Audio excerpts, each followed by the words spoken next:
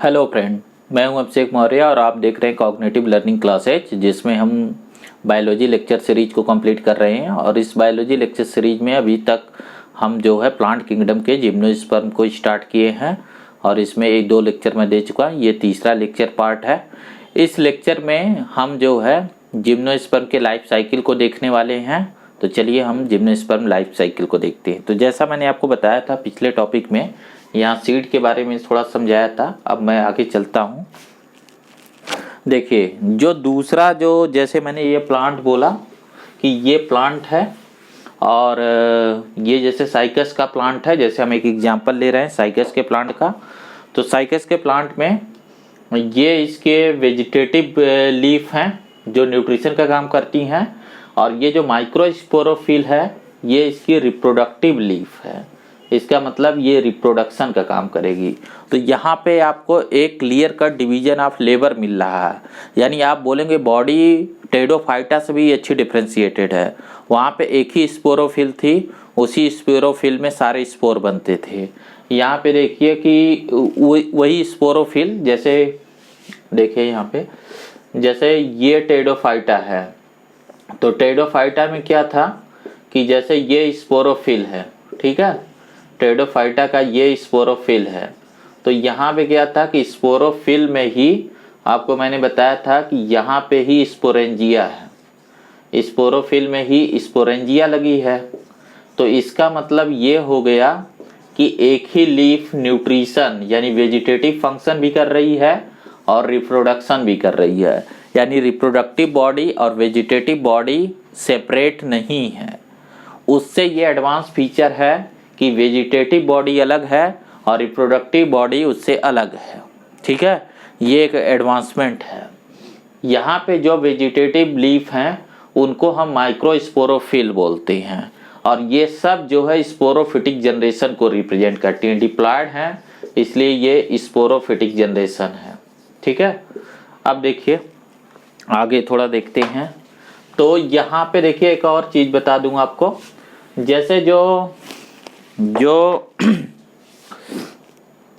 जो साइकस का प्लांट है, ठीक है, जैसे जो साइकस का प्लांट है इसमें क्या होता है कि मेल और फीमेल अलग अलग होते हैं। मैं पहले आपको समझा चुका हूँ, यहाँ पे मेल और फीमेल अलग अलग होते हैं।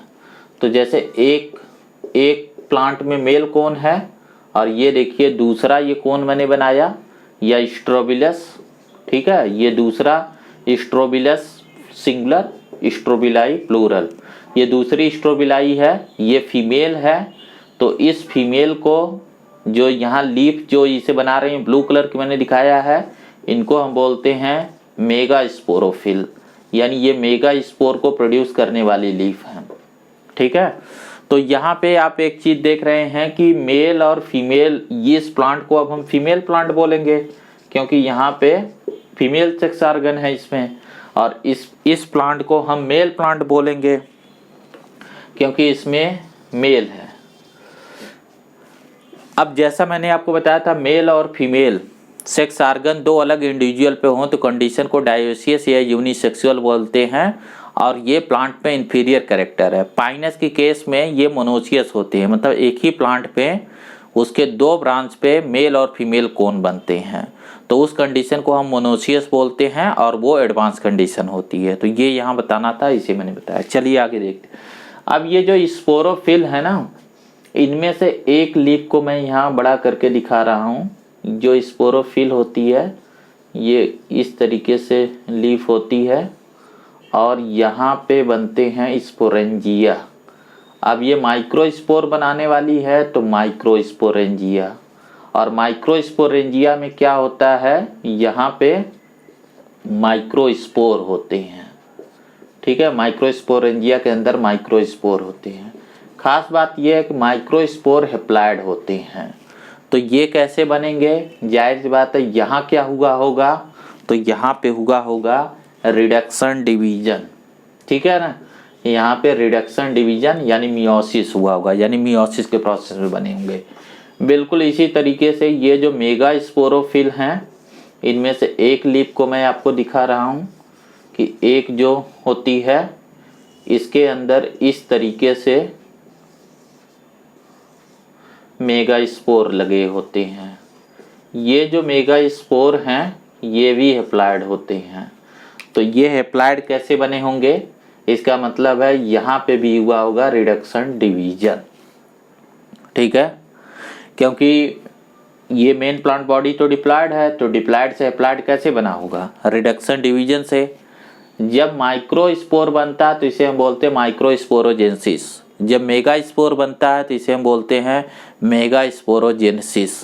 ठीक है, यहाँ इसको थोड़ा सा और आपको डिटेल में कर दे रहा हूँ। जो चीज़ आपको जाननी है बस उतना ही मैं इंफॉर्मेशन दे रहा हूँ।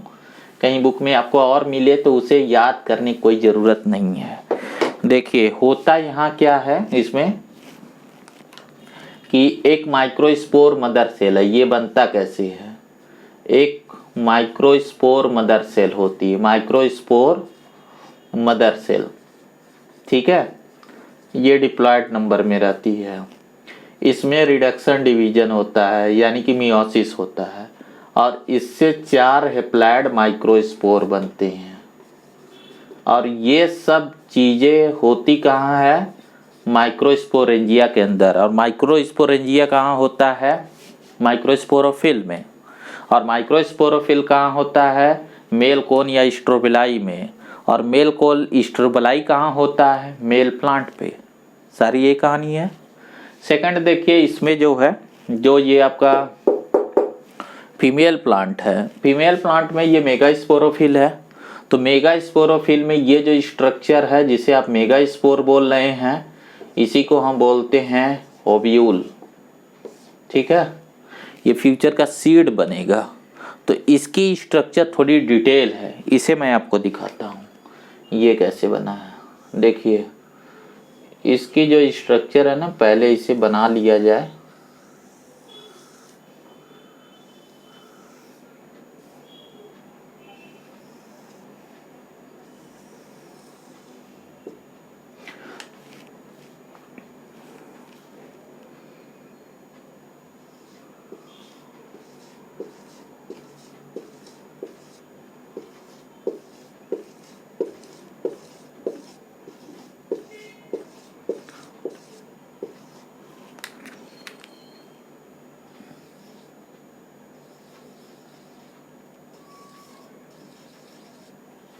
देखो यहाँ पे ये जो बाहर है ना, इसे बोलते हैं एंटेगमेंट।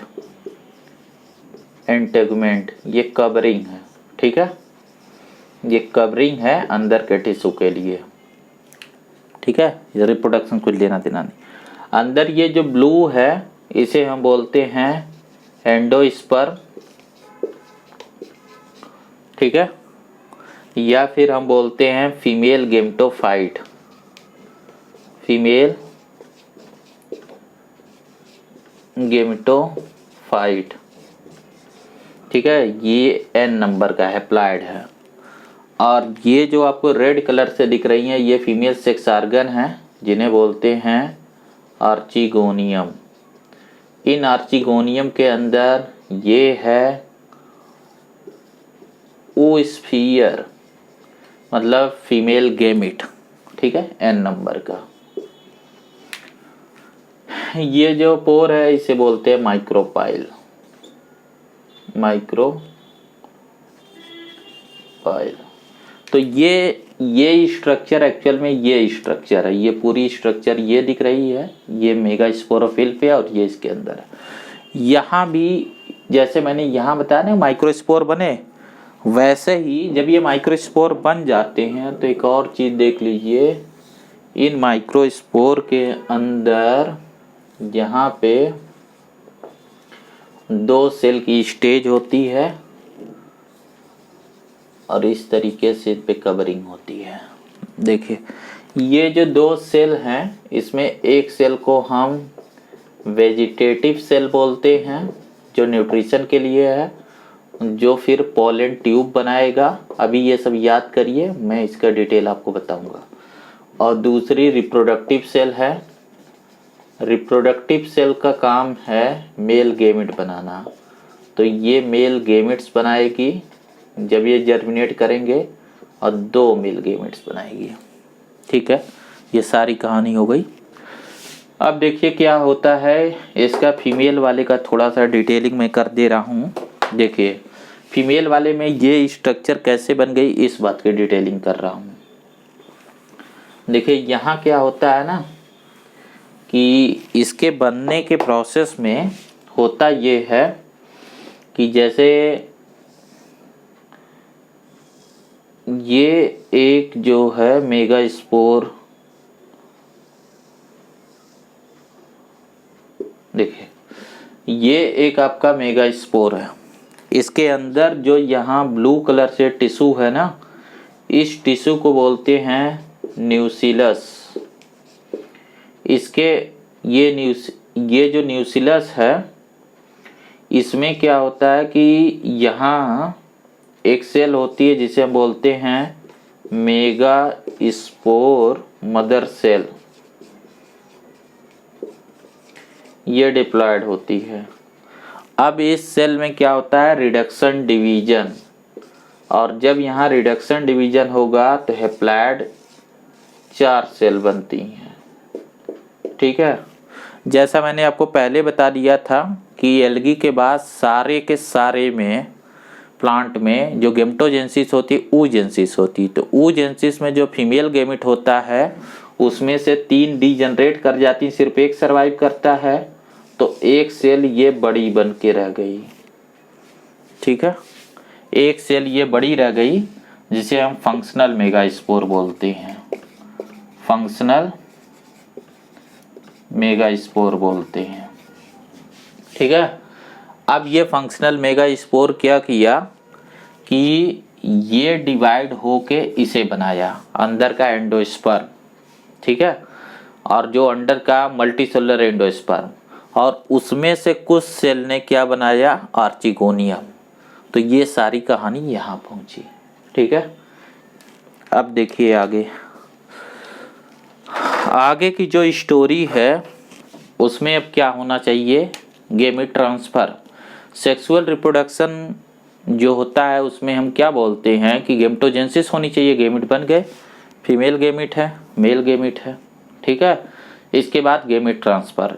देखिए गेमिट ट्रांसफर यहाँ बहुत इंपॉर्टेंट है। इसके गेमिट ट्रांसफर हमेशा लिक्विड मीडियम में होता है, ये बात आपको याद रखनी चाहिए, क्योंकि गेमिट फ्लैजिलेटेड स्ट्रक्चर होती हैं, उनमें जो है तैरने के लिए कोई न कोई लोकोमोटरी स्ट्रक्चर होती है, सीलिया या फ्लैजिलम। तो यहाँ भी सीलिएटेड या फ्लैजिलेटेड मेल गेमिट्स बनते हैं। तो यहाँ पे क्या होता है कि ये जो स्ट्रक्चर है जिसे माइक्रोस्पोर या फिर इसी को हम पॉलन ग्रेन भी बोलते हैं, ठीक है, या फिर इसे हम बोलते हैं पॉलन ग्रेन। देखिए इसके पहले आपको पॉलन ग्रेन नहीं मिला, इसी को एक और टर्म देंगे मेल गेमेटोफाइट। गेमेटोफाइट का मतलब जो गेमिट को कैरी करे। तो मेल गेमिट को कौन कैरी कर रहा है, मेल गेमेटोफाइट। फीमेल गेमिट को कौन कैरी कर रहा है, फीमेल गेमेटोफाइट जो आर्चिगोनियम है। ठीक है, तो यहाँ पे क्या होता है, पॉलिनेशन। पॉलिनेशन आप जानते हैं कि पॉलन ग्रेन जो है ये एयर के थ्रू होता है, एयर के थ्रू यहाँ तक आता है और अपने जो 2 मेल गेमिट हैं उनको यहाँ रिलीज कर देता है, 2 सिलेटेड मेल गेमिट। इनमें से एक जो है फ्यूज करता है इसके साथ। ठीक है, एक फ्यूज करेगा, 2 नहीं, एक फ्यूज करेगा। जो अंदर ये आपको जो अंदर n नंबर है ये भी n नंबर है, दोनों फ्यूज करेंगे। फ्यूज करने के बाद ये बनाएगा जाइगोट। अब जाइगोट जो है फिर से डिप्लॉयड स्टेज हो गई, ये जाइगोट कन्वर्ट हो जाएगा एम्ब्रियो में, ये जाइगोट कन्वर्ट हो जाएगा एम्ब्रियो में।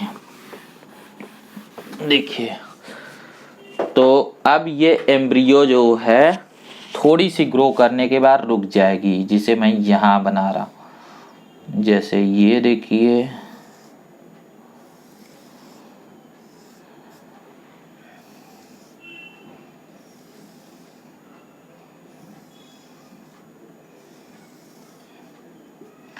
ये एक ओव्यूल है। ठीक है, इसके अंदर ये एक एम्ब्रियो है। ठीक है, और इसके अंदर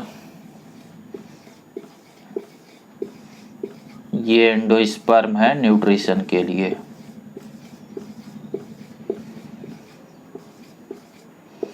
ये इसका एंडोस्पर्म है हैप्लॉइड, ठीक है, एम्ब्रियो डिप्लॉइड।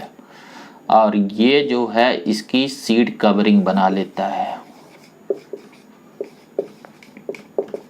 और ये ओव्यूल कन्वर्ट हो जाता है सीड में आफ्टर फर्टिलाइजेशन। ये जो चीज़ है ये प्लग हो जाती है, ये बंद हो जाती है माइक्रोपाइल। तो इस पूरे स्ट्रक्चर को अब हम सीड बोलने लगते हैं। अब ये सीड जब जर्मिनेट करेगा तो या तो मेल या तो फीमेल बॉडी का फॉर्मेशन करेगा।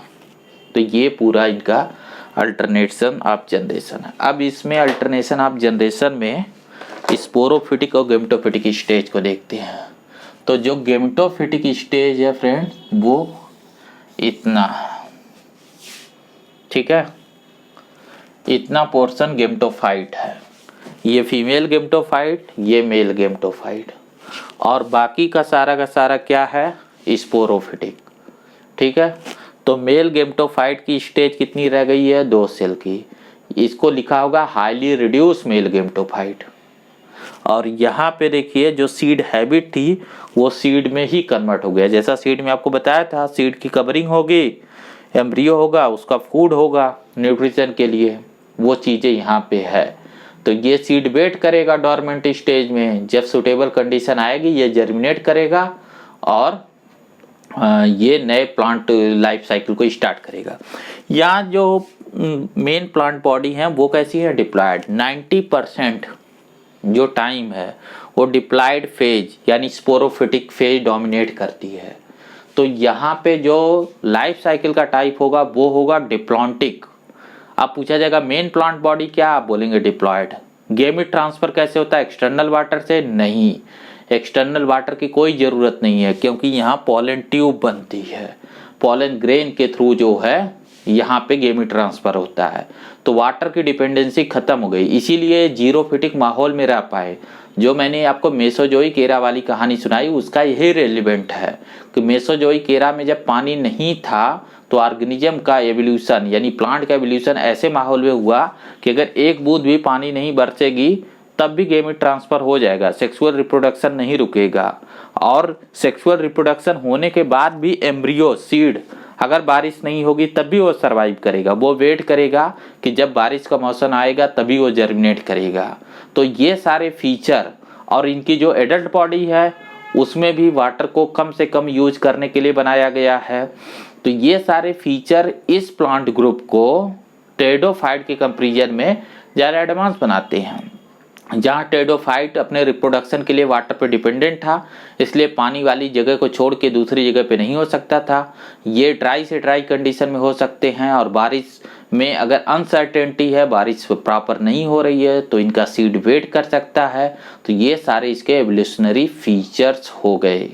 तो यही चीज़ें यहाँ देखी जाती है। लाइफ साइकिल का टाइप कैसा हो गया, डिप्लॉन्टिक, जिसमें डिप्लॉयड फेज ज़्यादा डोमिनेटेड है। मेल गेमेटोफाइट हाईली रिड्यूस है, फीमेल गेमेटोफाइट भी बहुत रिड्यूस हो गया है, ठीक है, पहले की कंपैरिजन में। ये सारे फैक्ट हैं जो आपको यहाँ जानने हैं।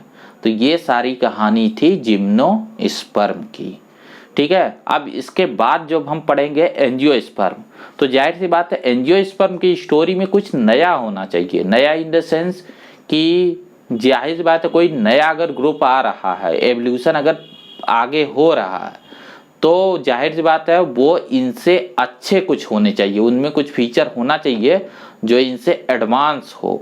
और फिर हम देखेंगे कि वो एडवांसमेंट किस लिए हुआ है। जैसे आपको ध्यान देना कि एवोल्यूशन की डायरेक्शन वही होगी जो एनवायरनमेंट की डायरेक्शन होगी।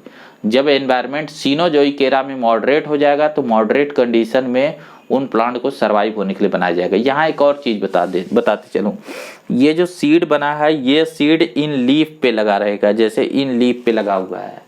ये जो है ये बिफोर फर्टिलाइजेशन और आफ्टर फर्टिलाइजेशन ये किसी चीज़ से कवर नहीं होते, इनके ऊपर माइक्रो ये मेगा स्पोरोफिल इन्हें कवर नहीं करती, ये नेकेड फॉर्म में होते हैं, इसीलिए इन्हें नेकेड जो है इनको जो है नेकेड ओव्यूल बोला जाता है। और जिम्नोस्पर्म का जो नेम है ना वो इसी से लिया गया, जिम्नोस्पर्म। स्पर्मा का मतलब सीड, जिम्नोस का मतलब नेकेड। तो जो सीड है वो बिफोर और आफ्टर फर्टिलाइजेशन नेकेड स्टेज में है, उस पर कवरिंग नहीं है। इसका मतलब क्या होता है मैं समझा दे रहा हूँ। देखिए इसका मतलब कुछ ऐसा है कि जब आप एंजियोस्पर्म पढ़ेंगे ना, तो एंजियोस्पर्म में देखिए जो ये एंजियोस्पर्म है, एंजियोस्पर्म में ये जो ओवरी होती है ना, ओवरी के वाल को, ओवरी को हम बोलते हैं मेगा स्पोरोफिल, स्पोरोफिल। और इसके अंदर यहाँ लगा होता है ओव्यूल। तो ओव्यूल ओवरी वाल के अंदर कैद होता है before fertilisation and after fertilisation. After fertilisation ovary की वाल कन्वर्ट हो जाती है फ्रूट वाल में, तो सीड फ्रूट के अंदर होता है। और जिम्नोस्पर्म में ये होता ही नहीं, ऐसे नेकेड फॉर्म में होता है, तो इसे नेकेड ओव्यूल बोला जाता है। दूसरा चीज जो यहाँ एक चेंज है वो ये है, हाँ ये चीज हो गया, ठीक है। एंजियोस्पर्म से अब जो है, जो आगे हम पढ़ेंगे उसमें हम क्या करेंगे कि एंजियोस्पर्म से देखेंगे कि एंजियोस्पर्म में क्या नई चीज आई, मतलब जिम्नोस्पर्म को एंजियोस्पर्म से कंपैरिजन करेंगे। और लास्ट में जब हम इसे पूरा पढ़ लेंगे तो मैं सारे को, पूरे जो है, जो 5 ग्रुप है ना एल्गी से लेके, सबको आपस में कंपेयर करके दिखाऊंगा कि आप क्या स्टोरी, क्या सक्सेस स्टोरी इनकी पढ़ते हुए जा रहे हैं। तो फ्रेंड्स आज के लेक्चर में इतना ही रहने देते हैं। और मेरा आप लोगों से एक रिक्वेस्ट है, अगर आप लोगों को लेक्चर अच्छा लगता है तो इसको थोड़ा आप शेयर करिए अपने ज़्यादा से ज़्यादा लोगों में, तो थोड़ा मैं भी मोटिवेट हूँ कि मुझे फीडबैक, अपने कमेंट्स दीजिए। और चैनल को सब्सक्राइब करिए, तो बेल आइकन को प्रेस करिए ताकि मैं इन वीडियो को रेगुलर अपलोड करूँ, उसके लिए मुझे थोड़ी मोटिवेशन मिले। Thank you very much.